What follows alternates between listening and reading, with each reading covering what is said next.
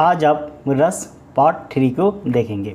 रस का part 1, part 2 का वीडियो मैंने पहले ही बना दिया।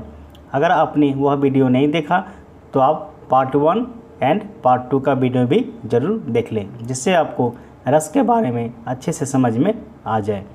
तो आज हम रस के पार्ट 3 को देखेंगे। तो चलिए शुरू करते हैं। मैंने रस की परिभाषा पार्ट 1 में बता दी थी। इसके बाद रस कितने प्रकार के होते हैं ये भी बता दी और उदाहरण मैंने भी दे दिए।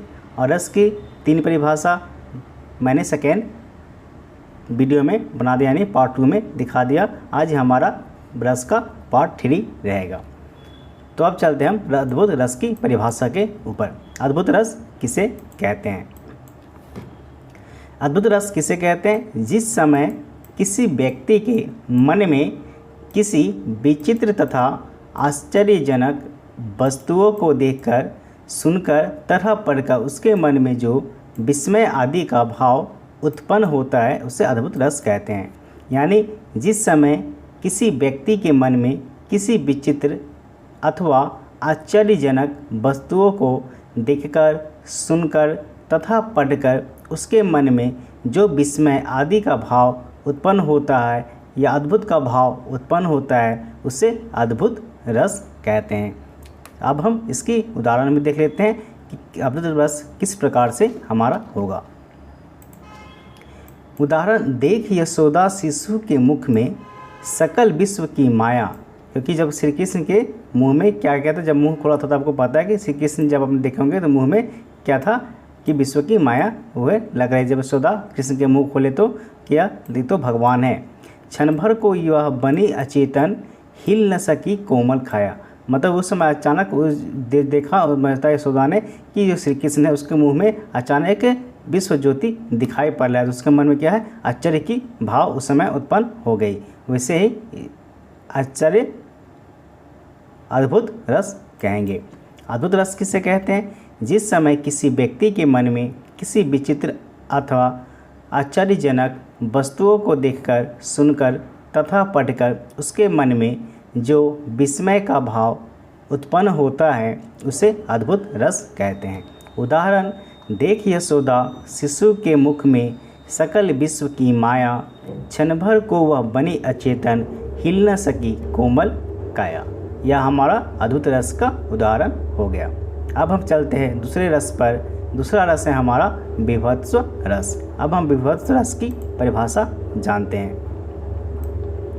विभत्स रस किसे कहते हैं? जब किसी व्यक्ति, वस्तु या चीज़ों को देखकर, सुनकर या उसके संबंध में विचार करके मन में जो घृणा या ग्लानि का भाव उत्पन्न होता है, उसे विभत्स रस कहते हैं।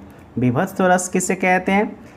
जब किसी व्यक्ति, वस्तु या चीज़ों को देखकर, सुनकर या उसके संबंध में विचार करके मन में जो घृणा या ग्लानि का भाव उत्पन्न होता है, उसे विभत्स रस कहते हैं। इसके उदाहरण किस प्रकार होंगे?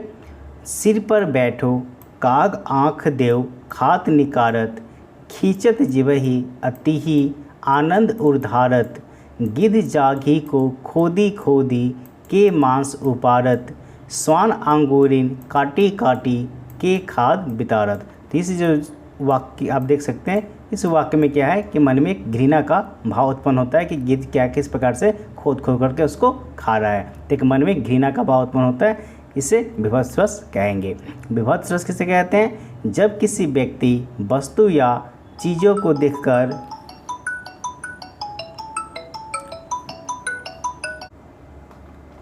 इस प्रकार से हमारा विभत्स रस की परिभाषा हो जाएगा। विभत्स रस किसे कहेंगे? जब किसी व्यक्ति, वस्तु या चीज़ों को देखकर, सुनकर या उसके संबंध में विचार करके मन में जो घृणा का भाव उत्पन्न होती है, उसे विभत्स रस कहते हैं। अब हम चलते हैं अगले रस पर। अगला रस है हमारा भयानक रस। अब हम भयानक रस की परिभाषा जान लेते हैं।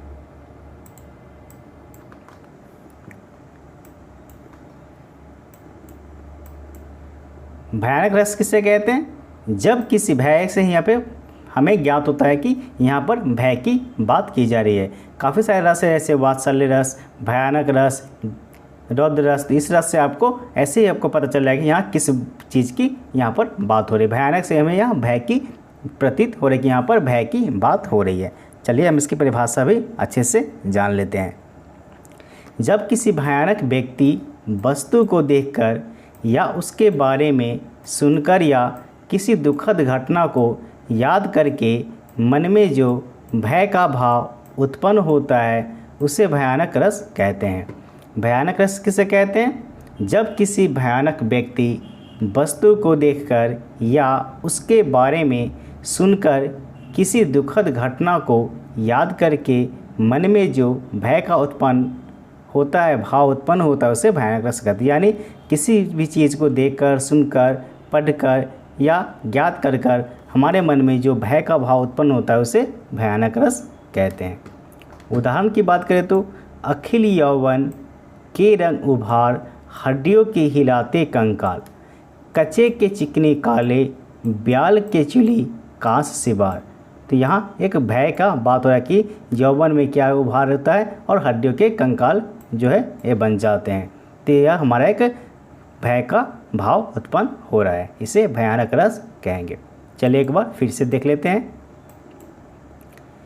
पहला था हमारा अद्भुत रस। अद्भुत रस किसे कहते हैं? जिस समय किसी व्यक्ति के मन में किसी विचित्र तथा आश्चर्यजनक वस्तुओं को देखकर, सुनकर तथा पढ़कर उसके मन में जो विस्मय आदि का भाव उत्पन्न होता है उसे अद्भुत रस कहते हैं। उदाहरण, देख यशोदा शिशु के मुख में सकल विश्व की माया, क्षण भर को वह बनी अचेतन, हिल न सकी कोमल काया। अगला था हमारा विभत्स रस। विभत्स रस किसे कहते हैं?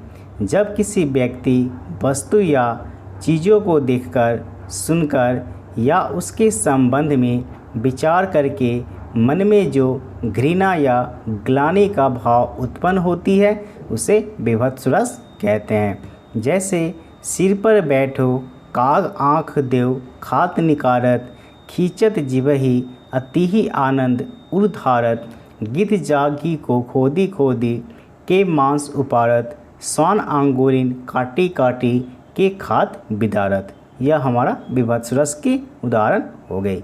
अब हम चलते अगले रस में, भयानक रस। भयानक रस किसे कहते हैं? जब किसी भयानक व्यक्ति वस्तु को देखकर या उसके बारे में सुनकर या किसी दुखद घटना को याद करके हमारे मन में जो भय का भाव उत्पन्न होता है उसे भयानक रस कहते हैं। जैसे अखिल यौवन के रंग उभार, हड्डियों के हिलाते कंकाल, कचों के चिकने काले, ब्याल के चुली कास से बार। तो आप देख सकते भयानक से हमारे मन में भय, उदाहरण कुछ भी दे सकते हैं। मैंने यहाँ पर एक एक उदाहरण दिया, आपको उदाहरण कई सारे मिल जाएंगे, आप कोई भी उदाहरण दे सकते हैं। ये जरूरी नहीं कि आप यही उदाहरण देंगे, और आप परिभाषा भी थोड़ा अपनी मर्जी से बना करके लिख सकते हैं। तो आज हमने जाना अद्भुत रस की परिभाषा, विभत्स रस की परिभाषा तथा भयानक रस की परिभाषा और इसके उदाहरण। तो आज हमने 3 रस की परिभाषा एवं उदाहरण जाने। इसके अलावा आप रस की पार्ट 1, पार्ट 2 की वीडियो भी देख ले। मैंने वहाँ पर अच्छे से रस के बारे में समझाया है और रस की परिभाषा बताई है, कितने प्रकार के होते हैं और कौन कौन होते हैं, इसकी आपको अच्छे से वहाँ पर नॉलेज मिल जाएगी। तो आप रस की पार्ट 1 एंड पार्ट 2 की वीडियो भी ज़रूर देख लें। तो आज हमने देखा अद्भुत रस की परिभाषा तथा इसके उदाहरण, विभत्स रस की परिभाषा तथा इसके उदाहरण, भयानक रस की परिभाषा तथा इसके उदाहरण, और आप पार्ट 1 के वीडियो में भी जाकर देख सकते हैं रस किससे कहते हैं, रस कितने प्रकार के होते हैं और रस का भाव क्या क्या होता है, किसका स्थायी भाव क्या है, वह भी आप जाकर के वहाँ अच्छे से देख सकेंगे, जिससे आपको रस के बारे में अच्छे से नॉलेज हो जाए कि रस कहते किसे हैं और उसका भाव क्या है, कितने प्रकार के हैं। आप पार्ट 1 में देख सकेंगे और पार्ट 2 में आप रस के प्रकार के बारे में, कितने प्रकार के थे और कौन कौन थे। 3 रस की परिभाषा मैंने पार्ट 2 में भी बताई है और 3 रस की परिभाषा मैं पार्ट 2 में मैंने 3 रस की परिभाषा बताई है और आज पार्ट 3 में 3 रस की परिभाषा बताई है। तो आप पहले वाला वीडियो भी देख लें और इस वीडियो को भी अच्छे से देख लें और आपको 3 रस की परिभाषा और मैं अगले वीडियो में लेकर आऊँगा। तो आज के लिए इतना ही। अगर आप हमारे चैनल पर नए हैं तो चैनल को सब्सक्राइब कर दें, जिससे हमारी आने वाली वीडियो की नोटिफिकेशन आपको सबसे पहले मिलती रहे। तो मिलते हैं अगले वीडियो में।